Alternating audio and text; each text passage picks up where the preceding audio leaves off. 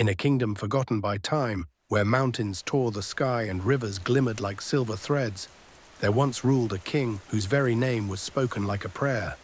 He was not the strongest of men, nor the richest, but his heart was just, and that justice gave strength to all. Under his rule, the air was sweet, the fields were gold, and even the storms seemed to bow before him. Children laughed in the streets, merchants sang as they worked.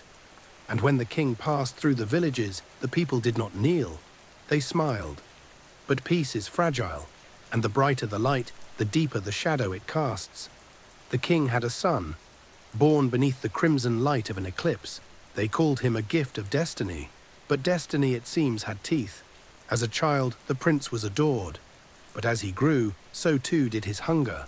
He wanted more gold, more pleasure, more power.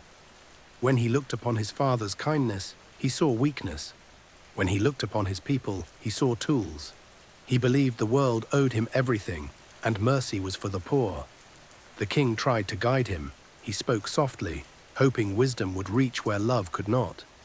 "My son," he said, "a ruler's strength is measured not by how many bow before him, but by how gently he holds those who cannot." The prince only laughed. "Then perhaps you have ruled too gently." From that day, their hearts became strangers. The years passed. The prince's pride festered like a wound. He watched his father grow old, frail, gentle, mortal, and in his envy he saw an obstacle. One night, while thunder cracked above the palace towers, the prince entered the throne room. The great fire burned low, throwing long, trembling shadows across the stone. The king turned, smiling faintly at the sound of approaching footsteps. "My son," he said, "the storm is fierce tonight." "Yes," the prince answered, "fierce enough to wash away the old." Before the old man could speak again, the dagger flashed, swift, silent, merciless. The crown rolled across the floor, stopping in a pool of blood. The prince picked it up and whispered, "Now the storm is mine." The dawn that followed was the beginning of an age of fear. Where once the air had carried songs, now it carried screams. Villages burned for sport, the rivers ran thick with ash, and the people learned that silence was safer than prayer. The king's son had become a monster in a crown. He ruled by terror, feeding on obedience, crushing any who dared defy him.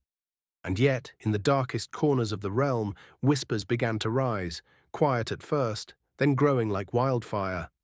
They spoke of a woman, a commoner, a farmer's daughter, a spirit too fierce to bow. The soldiers had taken everything from her, her family, her home, her peace. But pain, in her, did not break. It forged. She trained with stolen weapons in the ruins of her village. She learned patience from the stars and courage from her scars. And when the time came, she gathered others, broken souls, beaten hearts. Those who had nothing left to lose but everything to fight for. Together they became a storm of their own. When word of her uprising reached the palace, the tyrant laughed. "A woman and a band of peasants," he sneered. "Let them come. I will show them what becomes of hope." But the woman did not come with hope. She came with vengeance. The city walls fell before sunrise. The sky burned red as her forces surged through the capital. By the time she entered the throne room, the tyrant was waiting. His sword gleaming, his eyes wild with disbelief that anyone had dared reach him. "So," he said, voice trembling between rage and fear, "you've come to kill your king?" She stepped closer, her gaze unflinching. "I've come to end what began the night you killed your father." He lunged, roaring. Their swords met in a storm of steel and fury. The battle was fierce, two souls bound by pain, clashing in the same hall where innocence had died. In the end, the tyrant faltered. Pride had made him strong, but guilt made him slow. She struck once, clean, final. As he fell to his knees, the crown rolled once more across the stone floor. He looked up at her, eyes fading, voice barely a whisper. "You'll take it then? You'll rule?" She shook her head. "No, I'll break it." She lifted the crown, the symbol of everything that had cursed their land, and crushed it beneath her boot. The sound echoed through the hall like thunder breaking chains. Then she turned to the soldiers who had once served the tyrant and said, "This land belongs to no king." From this day, it belongs to its people. The palace doors opened to the morning light. The people who had lived in fear stepped forward, cautious, uncertain, and for the first time in generations, breathed freely.